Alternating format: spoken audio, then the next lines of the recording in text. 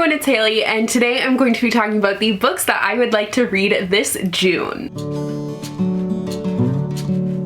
So I'm actually pre-filming this at the end of April because, as you guys know by now, I will be moving, so when this video is going up, it will be like 10 days-ish. I'm not exactly sure when I'm putting it up, but we're going to be moving around June 10th, so I'm not exactly sure how much I'll be able to read in June, but I do know that this pile is a lot of what I'm going to be gravitating towards. So it kind of depends on what I end up reading in May, but I still think a lot of these have a really good chance of me reading them as long as I am able to squeeze in some reading time, which is why I'm pre-filming now. But I have a lot of contemporary on here because I feel like that is going to be great for me, but I also have a couple of fantasies because as much as I don't really like reading fantasies when I'm busy, I want to try and keep up with how I've been doing with fantasies. So I'm not going to force myself, but I do have a few here that I think I might be able to get through. They're more like faster reads. I also have a lot of LGBTQ plus reads on here because it is Pride Month, so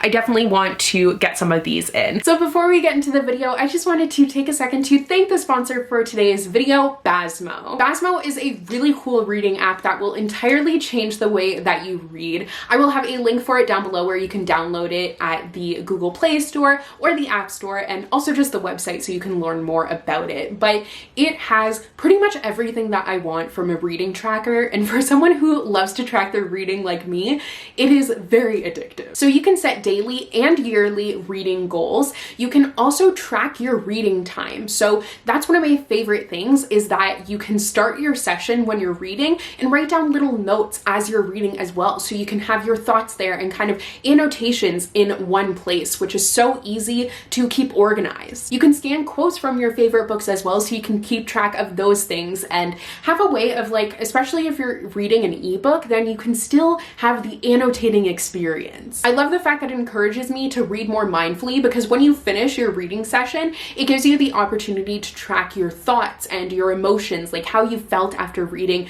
that specific portion of the book. So it's really cool to see how you are thinking while you're reading and how you're feeling throughout the book. You can also, of course, organize your bookshelves in there, keep track of what you want to read, what you have read, so it just offers a little bit of everything, and I absolutely love that. It is everything that I want for my nerdy reader heart. I get to keep a goal and keep track of that and like see the meaningful steps that I'm taking toward achieving my goal. So someone who is goal-oriented like me loves that, but also even if you're not interested in setting a goal for yourself, you get to read so like thoughtfully, which I think is super important. And I think, like, for me, I never remember what I've read, so having the opportunity to have my thoughts down and have my feelings and just like little notes while I'm reading and have it all in one place is so helpful. So definitely check out the Basmo app. I think you guys will for sure love it. I will have the links down below where you guys can check it out, and thank you so much to Basmo for sponsoring today's video. Without further ado, let's just get into it. So speaking of Pride Month, this book is exactly what I wanted for Pride Month because it is actually set during Pride Month. So I've been saving it for now, but that is When You Get the Chance by Tom Ryan and Robin Stevenson. So this is actually a road trip novel, but it is set during Pride Month as the characters in Canada, by the way, which is so exciting. But the characters are going from, I believe they're going from, like, I don't know if it's from British Columbia or what. It doesn't say, but they are taking a road trip to Toronto Pride, and they are cousins and they are like very opposite, they find out, but they are united on this road trip to go to Pride. And I think that just sounds absolutely amazing, like so much fun. So I'm really eager to get to this one this month, and I feel like it'll be a good one for, well, I am road tripping my entire life across the country. I mean, not across the country, but like it is 10 hours. So I feel like this will be a good book to read then. Next up is In Deeper Waters by F.T. Lukens. So I've had this arc for quite a while and I have wanted to get to it, but I just haven't picked it up yet, but now I feel like is the perfect time. This is described as the Gentleman's Guide to Vice and Virtue meets Pirates of the Caribbean. So it is a gay pirate book, and I don't know what else you want really. But it is set on a coming of age tour. It follows these characters, pirates, all of that stuff. I think this is going to be like an adventure, really fun, and I'm super excited for it. So it is actually out now. It came out in April, so you guys will be able to pick up a copy as well. But I mean, just look at that cover. Like, everything about it is beautiful, and honestly, all I needed to hear was Gentleman's Guide meets Pirates of the Caribbean, and I was like, yes, I need it right now. Next up is Honey Girl by Morgan Rogers. So I've had this book for a little bit now, and I've been thinking about picking it up, but once again, I just haven't gotten the chance to get to it yet. This is an adult romance, and it is also a lesbian romance, but I've also heard it's a lot more like intense and emotional, so it's not your typical romance novel, and I think that would be good. Like, I am looking forward to that, and I'm glad that I know that going in, but I'm thinking kind of along the lines of Beach Read, where there's a lot more emotion happening to it. But this follows a girl who meets, I think the description is like, meets the love of her life just when everything is falling apart. So she ends up marrying someone in Vegas, this girl that she doesn't even know her last name or anything, and it's a very out of character move for her. She just graduated, I think she graduated, yeah, with a PhD in astronomy, and then she ends up drunkenly marrying a woman, and that is the whole thing. So it's a romance, I'm assuming, between the two of them, and I think that just sounds like such the setup for a great story. Also, this I have heard like nothing but amazing things about it. Everyone seems to love it, so I'm hoping I will too. Next up is Somewhere Between Bitter and Sweet by Laekan, is a Kemp, and this is a YA contemporary that is about baking. You guys know by now that I have so many books that have to do with cooking on my TBR for some reason, and I have started to read them. I just don't want to read them like all at once. Like, I know it would be kind of fun to do a reading vlog where I read all of them,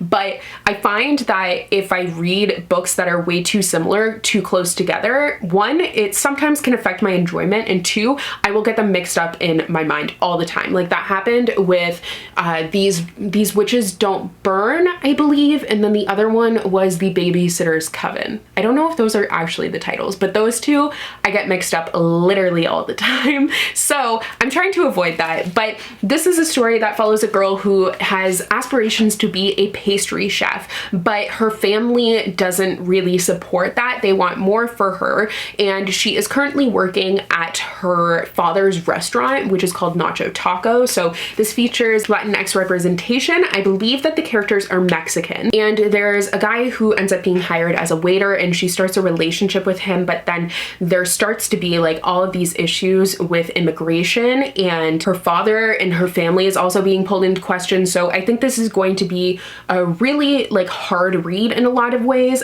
but I've heard some great things about it. It kind of makes me think of A Cuban Girl's Guide, no, The Cuban Girl's Guide, A Cuban Girl's Guide to Tea and Tomorrow. I could not think of the title for the life of me, but that one was a little bit more of an emotional read that had a character that was really passionate about cooking and kind of baking in particular. So I think that this is something that I will probably really enjoy, and I'm excited for it. Next up is Full Disclosure by Camryn Garrett. So this is a story that features a main character who is HIV positive, and someone actually ends up revealing her status without her permission, or revealing that they know her status rather.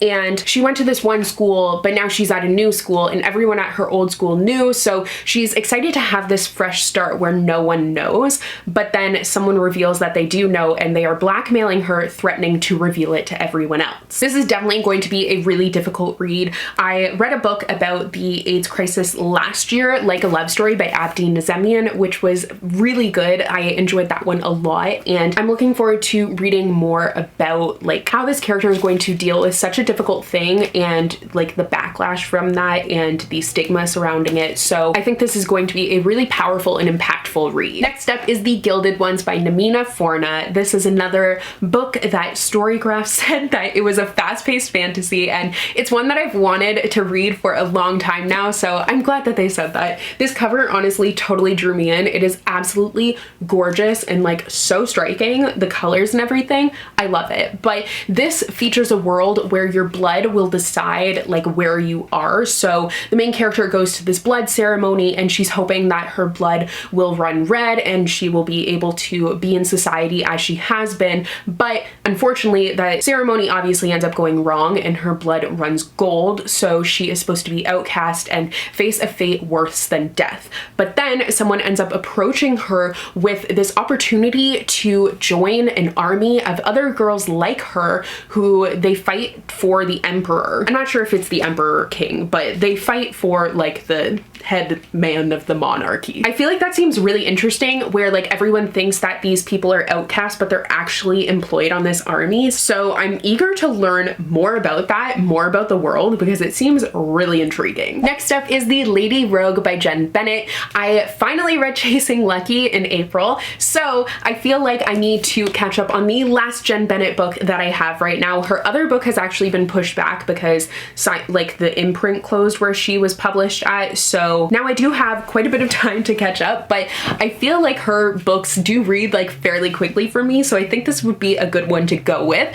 It is a historical fantasy and it's set in Romania in, I was just trying to see if it had the date. It does not, but I believe it's around Victorian times, and you follow a character who her father is a treasure hunter and he ends up going missing, so then she ends up going to try and find him, and it turns out that he was actually looking for the ring of Vlad the Impaler, aka Dracula, that has been lost, and he was trying to find that. So a lot of mystery here, a very interesting setting, and kind of makes me think of like Hunting Prince Dracula, those sort of vibes. So I feel like this would be a good one for around Halloween too, but I kind of just don't want to wait. Next up is The Falling in Love Montage by Ciara Smyth. So this is also a lesbian romance and it features some really like opposite characters, and I tend to really enjoy opposites attract, so definitely excited for that. But the main character like doesn't believe in love at first sight, doesn't believe in any of that, but then she ends up meeting this girl who kind of changes everything for her. So I'm anticipating that this is going to be a really cute, fun, and fluffy romance, and I'm really excited for it. Like everything about the cover just screams summer to me, so I think this will be a great book to just read outside and relax with. Next up is Wicked As You Wish by Chupeco. So I picked this up fairly recently in my video where I did Come Book Shopping With Me online, and I ended up picking this one up on a whim, but it is also a fantasy that is supposed to be a quicker read, and I've heard a lot of great things about this book from you guys actually, so it has made me even more intrigued. But this is about like a magical kingdom that was left desolate and encased in ice when an evil snow queen waged war on the powerful country, and now the former citizens are refugees in the world mostly devoid of magic, which is why the crown prince and his protectors are stuck in Arizona. I totally thought this was going to be something different, to be honest, but like that does sound really interesting. I love the clashing of worlds there. I don't think I've ever really heard of anything like that, so oh my goodness, that made me even more excited for this. Next up is Written in the Stars by Alexandria Bellefleur. So this is another book that I got in that same video, except I ended up like picking it up on a whim after I stopped filming, but then I showed it in the end of the haul part. Yeah, you can just watch that video. I don't know why I explained that so much, but I've heard amazing things about this book. It is another adult romance and another lesbian adult romance. I will say it's really nice that there are so many books that are coming out with female-female relationships, because when I was working at Chapters, I used to always get asked about them, and like there weren't that many. It was always really hard because in like the YA section in particular, there were only a couple I would go to that I knew about because there really weren't that many at the time. So it's nice that there's a lot more that are coming out. So that being said, I'm super excited for this one. It deals with astrology, and I believe it's set in Seattle. I'm not entirely sure, but I also think it deals with fake dating because it says, is this relationship fake or is it true love?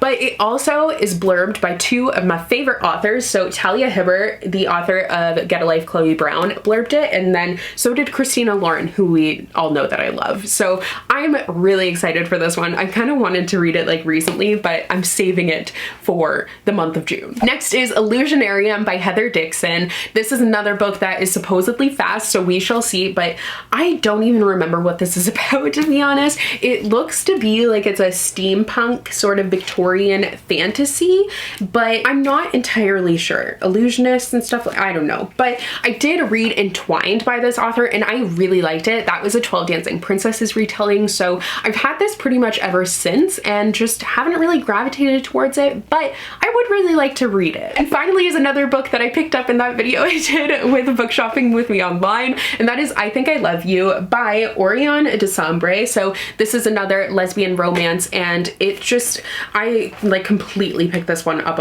on a whim. It looks like it would be something fun and cute, and oh, there's a movie. Oh, fun. But yeah, I'm looking forward to this one. I think it's gonna be a quick, easy read, which is all what I'm about right now. Okay, so those are the books that I am hoping to read in June as of now. Actually, I wanted to mention a couple of books that are coming out. I wrote them down so that I wouldn't forget, and then I almost did. Is there only one? Yeah, there's only one. So One Last Stop by Casey McQuiston is also coming out at the beginning of June. So, or is it in May? I don't know. I think it's in June though. I think it's June 1st. I can't remember anything right now.